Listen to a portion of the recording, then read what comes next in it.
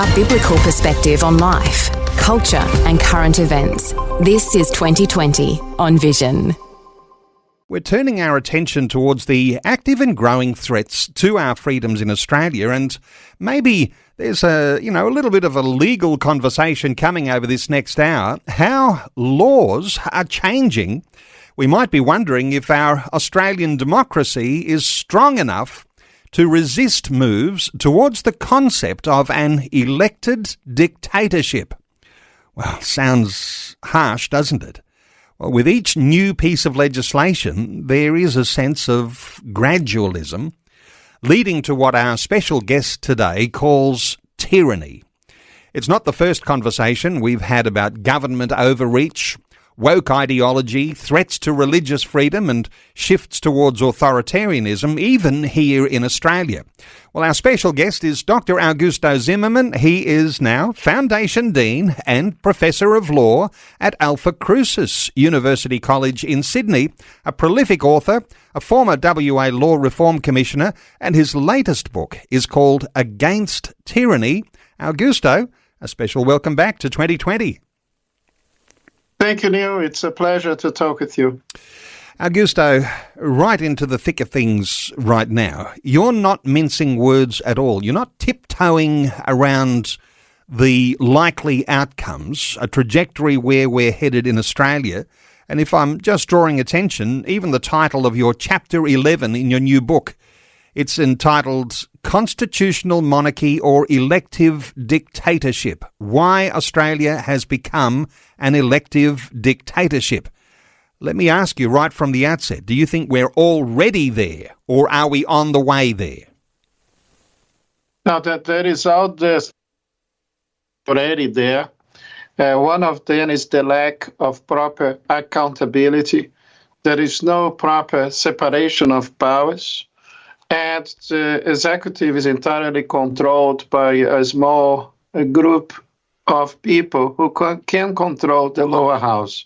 And to make it even worse, I can tell you, Neil, that judges are also appointed by this same small group of individuals. So the problem that I see, and Professor Moyes, is that concentration of powers is always a recipe for disaster. And the article I wrote with Gabriel for this book, Against Tyranny, explains why we actually have in place a form of elective dictatorship. It's not a proper constitutional functional democracy anymore. Okay, for listeners hearing this for the first time, this is very confronting. Because we pride ourselves on our freedom. We pride ourselves on Australia being a democracy. And here you have a concept of an elective dictatorship. And you're talking about our parliamentary system, where our executive supremacy is at the heart of a system that makes a government unaccountable. Now, just take a few moments. I don't want to lose any listeners in all of this. When we talk about a separation of powers, concentrated power in the hands of a few, the thought of overlapping relations between those who are in those separation areas, legislature, executive and judiciary. Give us a little bit of insight here so we don't lose everybody, because an important conversation, Augusto. Yeah, so you know that historically speaking, the branches of government were more properly separated. And this is based on the idea that was very well developed by the likes of Blackstone and Montesquieu, that we need to have a guarantee that a power can be a check to another power. Because if all power is concentrated in the hands of a few, I think this is going to ultimately lead to corruption and abuse of this power. And that's a biblical approach. Montesquieu, by the way, in his Spirit of the Laws, has a whole chapter to praise Christianity for having brought about the development of Western constitutionalism and the idea that we have to be careful about not surrendering our rights and freedoms to a small elite that can eventually become an oligarchy as a result of the lack of mechanisms of checks and balances. So traditionally speaking, the best way to avoid this unhappy circumstance is exactly by dividing the government into different branches, and to make sure, if possible, that these branches are not controlled by the same person or group of persons. So those who are responsible for the executive branch of government should never, ever be coming from the legislature. And those who are from the legislature should never act as judges. Once you have the executive and the legislature combined, you are begging for trouble. And that's the problem that you have, historically speaking, in England, especially after the Hanoverian secession in 1715. But because the country in those days was a Christian nation, even with a very undesirable system of checks and balances and constitutional framework, England managed to survive. But this is no longer the case. It's not the case even in Australia. We are under, effectively speaking, an elective dictatorship due to this undesirable concentration of powers in the hands of a few. Augusto, are we talking our federal sphere or the states, or they each have their own way of these different separation of powers? So we're talking the big picture, or all of these states and territories around Australia? Well, when you talk about state governments, the situation is far worse because the state constitutions are entirely flexible, meaning that apart from minimum four requirements, the state governments can basically do whatever they want. The only limitation to the power of the states is actually the idea that some legislative powers are granted to the federal tier of government. But at least the Commonwealth government has a rigid and written constitution that can prevent the Commonwealth government to do certain things, including establishing religion and to make sure that we have the free exercise of religion. But this sort of protection is not extended to the states, meaning that the states are free to do whatever they wish. I could even tell you, which looks quite bizarre to say, or it seems to be quite bizarre to say, that the states could, if they wanted, even to establish Islam as an official religion and to undermine the free exercise of religion. The states are not limited by any law whatsoever because the state constitutions, as I have mentioned, is almost entirely a flexible document that can be changed by a simple majority of votes in the parliament. Should there be some sort of preparation for every MP who is elected to Parliament, whether it be a state parliament or a federal parliament, to perhaps understand some of these sorts of constitutional priceless elements that would keep us a free nation? Is there a lack there? Are people coming to power and they just have no idea of our Constitution and how that actually works for our freedoms? Or is there something more sinister behind the fact that maybe people are ignorant about these things? Neil, you know very well that Lord Acton was quite right when he stated that power corrupts and absolute power tends to corrupt absolutely. And that's exactly what we saw more recently when the government bet on the fear of the people to increase its power and control over society. The only way to prevent this to happen is to reestablish a proper system of checks and balances. And I don't see this happening when even the governor or governor general, depending at the tier of government who we are referring to, they are actually appointed by the government of the day. It's wishful thinking to believe that the governor or governor general are neutral entities and apolitical individuals. I'll give you an example of Queensland, where the governor of Queensland is the former chief health officer. And in Western Australia, the current government, governor better say, is the former police commissioner who oversaw the process of undermining fundamental rights and freedoms in that particular state. And not only that, his title during the period of total oppression and tyranny in Western Australia was the vaccine commander. So it's quite clear that there is no such thing as a proper neutral head of the state. That's why the veto power is never exercised, and that's why the government can pass any law whatsoever without any sort of restriction, because the system has been corrupted and it needs to be restored. So when you talk about the appointment of governors and governor-generals, does this come down to department heads too? Because, every time there's a new election, there are heads that roll and there are new political appointments that go into the head of those departments. Is that something that's constitutionally connected here? And is this a part of this idea of a separation of powers where there's somehow an overlap? And how does the judiciary fit into all of that? Because I don't think our judges are, well, I'm not sure. You can tell me, are our judges appointed by politicians? They are appointed by politicians and are definitely not necessarily chosen by merit.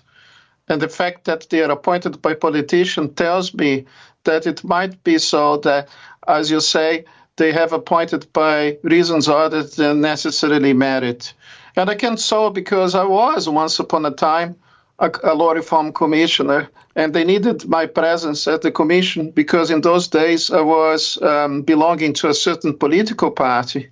And I guess that all it took for me to be appointed is to be a member of this political party and to promise that I would uphold what I believed to be in those days the values of the party, the idea of the rule of law, the idea of individual rights and freedoms. Of course, it didn't take so long for me to actually be very disappointed with what they did in terms of trying to use the commission to pass introduce legislation that, in my opinion, violated the rule of law and even our constitutional rights and freedoms. Well, 3 branches without overlapping membership or influence, and that's what we don't have in Australia. We did have it, but it's been allowed to be watered down. Who allowed it to be watered down? Is it the fact that, ordinary people didn't understand that this separation of powers was for our safety and for our good and for our freedom? And, have we been ignorant? Have we been complacent? Have we not engaged in the process enough? Is there some sort of thought here you might have for ordinary people who might be listening to our conversation today, Augusto? Well, look, I have this, statement that I really like to repeat over and over again, that the price of freedom or the price of liberty is eternal vigilance. Definitely, I wasn't surprised to see what the usual culprits did to us over the last 40 years or so. But I was very disappointed to see the lack of vigilance and even the meekish and almost like subservient behavior of my fellow Australian people. It seems that they try to exchange freedom for security, and they end up being, together with myself, punished for this fact because of people who ask for freedom, or better saying, for security in exchange of freedom, end up not having either security or freedom as a result. So at this point, what I can tell you is that we are effectively devoid of a proper constitutional mechanism of checks and balances, and this is actually going to spell further trouble to this nation unless we wake up and start to behave with more self-respect, respect for rights and freedoms and for human dignity. I think it's very important that we do something to prevent this state of affairs, and we can finally restore the rule of law in this country. A biblical perspective on life, culture and current events. This is 2020 on Vision. Hey, Augusto, the very first chapter in your book by the US attorney, Luke Barbrick. It's entitled The Obedient Rebel. Should Christians always obey their government? And sometimes when we think of civil disobedience, and there's been many a times over these past, certainly 6 years, when we've talked about how Christians might stand up and make their voice heard.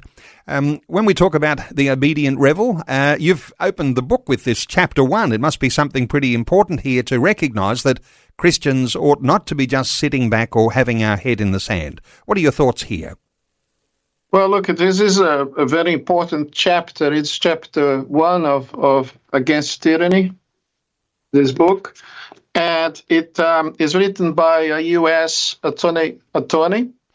And what he tells us is just basically a reminder of what the Bible thinks or what God has to say about the right to resist tyranny and the need to balance these with the necessity of obeying good government. And he talks about passages in Scripture or refers to these passages to remind us that there are times in which God not only endorses civil disobedience, but tells us that it is a moral duty to do so. For instance, the passage in which the midwives in Egypt were instructed or ordered or mandated by the Pharaoh to kill all the Hebrew male babies. And the midwives actually lied to the Pharaoh and pretended to have visited these houses and didn't tell the Pharaoh the truth and disobeyed his order. So apart from this, there are so many other examples. And we could, for instance, also refer to the New Testament, where the Apostle Peter is commanded by the Sanhedrin to stop preaching the gospel, proclaiming the gospel. And Peter was very bold and courageous to say that he would rather obey God than man. So there are some limits as to what the state can do. Jesus himself said to render to Caesar what belongs to Caesar and render to God what belongs to God, which tells us very clearly that there are some spheres of power that belong exclusively to God and that the state can never, ever interfere or reduce these prerogatives that belong to God exclusively. Augusto, not even just something that as a believer you might say, oh, this is an optional thing, and we'll just leave that to Augusto Zimmermann to be outspoken. But the author of your very first chapter, suggesting that it's not just an optional thing, but actually the duty of every citizen to peacefully, emphasis on peacefully there, rebel against the official in a spirit of obedience to their true sovereigns. Thoughts here, because sometimes we think this is an optional extra, or there are some Christians who'd call themselves activists who are involved in the fray. The rest of us might be just thinking we'll just watch and be a spectator from the sidelines. I think it's very important to bear in mind that a government that violates basic fundamental rights, fundamental human rights, it's actually acting in rebellion itself. So to rebel against a rebellious government is to honor and obey God. So that's what Luke Barbrick, this attorney, is going to explain in this chapter, that to disobey unjust law is actually to honor the rule of law. Because the whole purpose of having government and have the rule of law is exactly for the protection of these God-given rights that can never, ever be taken away. And if the government tries or attempts to take away these rights and freedoms, guess what? The government can not be distinguished itself from a criminal gang.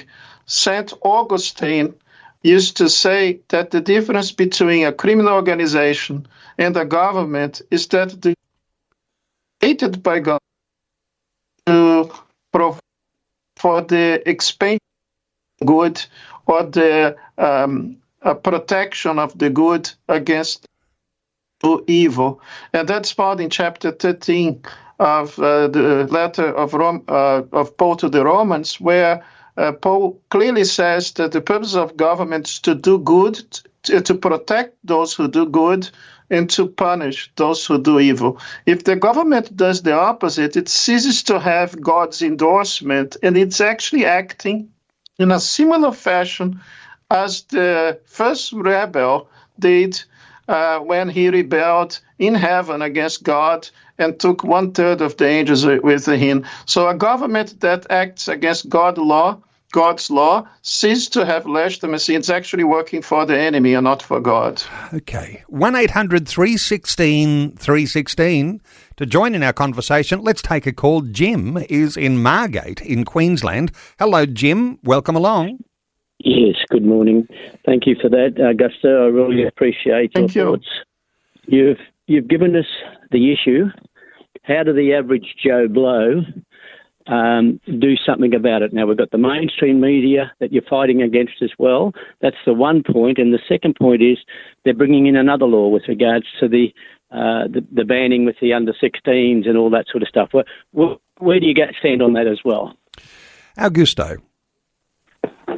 Yes, it's a very difficult thing when the channels for communication have been seized or interrupted. So in many ways, we can still have a conversation, I hope, and to do this via the democratic process. I hope that we are never going to face the problem that the English are facing now, the English people, where Professor David Benz is saying that due to the fact that the oligarchs in England have decided to basically curtail all the rights of expression of the English people, they are basically causing us and ultimately lead to the event of civil unrest and potentially even a civil war. So what the ruling classes need to know in Australia is that in order to prevent further complications, chaos, and a situation where people lose their hope to act via the democratic process, they have to preserve the right of the people to freely communicate their opinions. And that's actually a right that's protected constitutionally so. And the High Court has not only the moral, but the legal obligation to overrule any decision made by the Parliament that enacts legislation that's contrary to our freedom of expression and freedom of speech, because that is unconstitutional according to the jurisprudence of the High Court itself. Before we dive in any deeper here, Augusto, listeners, those who might be listening a long time and familiar with you, been following a little bit of your progress right from those days as a WA Law Reform Commissioner, and then you were head of law at Sheridan College in Western Australia. This new appointment for you now at Alphacrucis University College in Sydney. You seem to be opening up law departments around the place. Give us an impression about how you got to where you are today. Yeah, this is a very important question, Neil. I was approached by Alphacrucis to open a law school in Sydney, and we are in the process of doing so. I have recruited a good number of solicitors and barristers and members of the legal profession that feel the urge to establish a classical model of legal education. We do not want that Alphacrucis will, I would say, establish a normal or just another law school. The idea is that Alphacrucis can excel in the standards of legal education to be provided. So the idea is to establish an outstanding law school where we can equip a new generation of lawyers in particular, but also others who will use the knowledge of law to be able, I would say, to advance the common good, to uphold the rule of law, and to be law-abiding good citizens. So this is definitely a very transformative project, and it requires also the support not only of the Christian community, but all people of goodwill. The idea is to restore high standards of legal education in this country with lawyers who are true common lawyers and can uphold the rule of law and protect, in the best of their attributions, the fundamental rights and freedoms that we have inherited from our forefathers. Okay, as the Foundation Dean and Professor of Law at Alphacrucis University College in Sydney, and, just to run this by you for your thoughts, because there's a lot of people think that a Bible college, like Alphacrucis College, it's for studying the Bible, isn't it? I know they've got a whole lot of different dimensions, different faculties on a whole big array of things, but to add a law faculty, this is something very significant. And I know in your earlier role at Sheridan College, they've got some new developments that are happening there with their law school. Is this something you think that ought to be a part of every Bible college in the country, a law dimension? Definitely, of course. In many ways, we know very well that the law is a complex area and that the Lord has its own set of legal principles that he established as I would say, stone clauses that have to be always considered.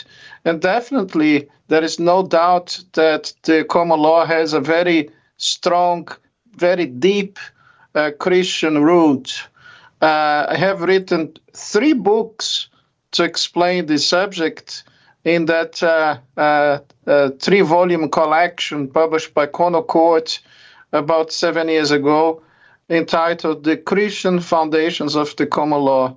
And volume 1 is exactly about the origins of the common law in England. And I have to say that the greatest jurists of England were not just upholders of the existing law of the state, but they were also very concerned about applying principles that were ultimately derived from Scripture. The likes of Edward Coke, Sir Henry de Bracton, William Blackstone, they all had this understanding of fundamental rights and freedoms that can never, ever be removed or taken away. And this is all because they believed in the idea of natural law, or they, if I can use a better word here for the listeners to understand, they believed in a higher law jurisprudence. So it's very important to understand that the Lord is a Lord of order and justice. And a Christian who is not concerned about matters of justice actually are not honoring God, because God doesn't like to see societies being destroyed and the rights of the people being undermined. We might all appreciate there can be no absolutes unless there is a transcendent God who is creator and lawgiver. Very, very important. Hey, we're taking calls on 1-800-316 316. You can send us a text on 0447 488 316. A text from Graham in Bunbury in WA. Dr. Augusto, thank you for raising our government corruption issues. Now, I'm interested in using that term corruption in relation to what we're talking about. He says, I'm a WA listener and believe our state government is making frightening legislation changes, but I would think these are being conceived and implemented by a few very clever and powerfully potential corrupt people who may be following a global agenda. If it is just a small few that are forcing the changes, how or even can the people challenge and reverse the legislation? For example, he says firearms legislation. But a response here for Graham in Bunbury in WA? Graham, I think you are absolutely correct. As you have identified the globalist source of the problems. But these agents of these globalist forces, they can ultimately prevent these external influences if they wanted to do so. In many ways, we cannot take away the responsibilities of the internal players who have, in many ways, already managed to destroy the livelihoods of innocent people in places such as Europe, for instance. I don't think that we should ignore what's happening in the old continent, because what is happening there might very well also occur here in Australia. Because as you say, and I have to agree entirely with you, this is an orchestrated, deliberate agenda to undermine fundamental rights and freedoms and to establish a system whereby only a few can rule and the vast majority of the people are devoid of having a say in this process. So the price of liberty indeed is eternal vigilance, and I'm very thankful that you made this comment, because it explains that there is not such a thing only happening here. There is no such a thing only happening in Western Australia. It's a global problem that has to be addressed by the local communities, and we have to resist as much as we can what's taking place. You know, thank you so much for that text, Graham. Global agendas, the most recent big, I guess, global agenda that we were all affected by was the COVID era. And, you know, here we are, 2025, and it was COVID-19, going back to 2019. There is a chapter in your book, Chapter 4, asking what invites tyranny.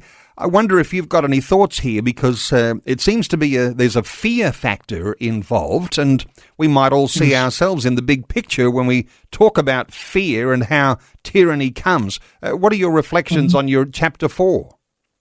Well, this is, if I'm not wrong, correct me, a chapter by Gigi Foster, Professor Gigi Foster, an economics professor at the University of New South Wales. And she has already written many books to explain the situation. She is the leading authority on the subject of psychological tools used by governments to spread fear. And every time people are afraid of a perceived death threat, they surrender all their rights and even their dignity in the process for keeping themselves alive, and being very thankful to the government for saving them. That's a problem that we identify throughout history.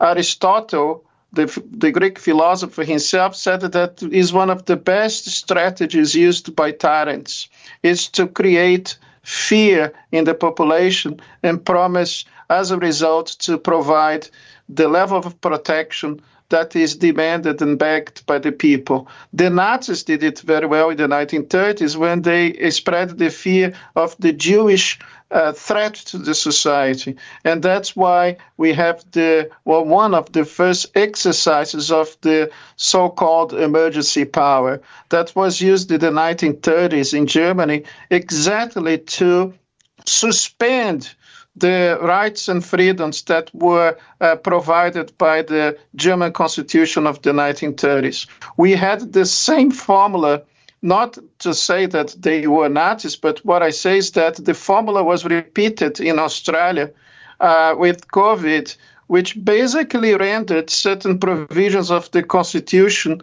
utterly irrelevant, including Section 92, including Section 92 and 5223A of the Constitution. One saying that we should never be subject to medical pharmaceutical treatment without a person's consent, because that constitutes a form of civil conscription. The other provision that was grossly disregarded is Section 92, saying that the borders must be absolutely free. But, you know, every time you have a crisis, the government can actually disregard these provisions, claiming that there is something more important to be done. And then Andrews was very clear that human rights are not to be taken into consideration when we have crises of this nature. These are recent memories and fear, and as you mentioned in Victoria, Dan Andrews, the thought that in a tyrannical state, the leader stirs up fear so that they can strengthen their own leadership position. So this is about power, isn't it?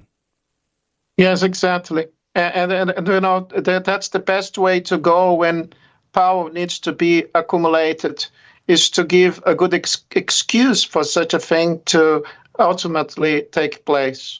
And dictators are not going to go on saying, I am a dictator and I want to remove all your rights and freedoms and I want to oppress you. That would never happen. So all the dictators claim to be benevolent protectors of the community, and they say that the rule of law is an impediment for such a protection. Australians are very naive to fall in such an old strategy of the oppressive elites. Every time they want to concentrate power, every time they want to have full control of a society, they will fabricate a crisis, and they will come and say to you that they have the solution for the crisis, which is ultimately the further undermining of your fundamental God-given rights and freedoms.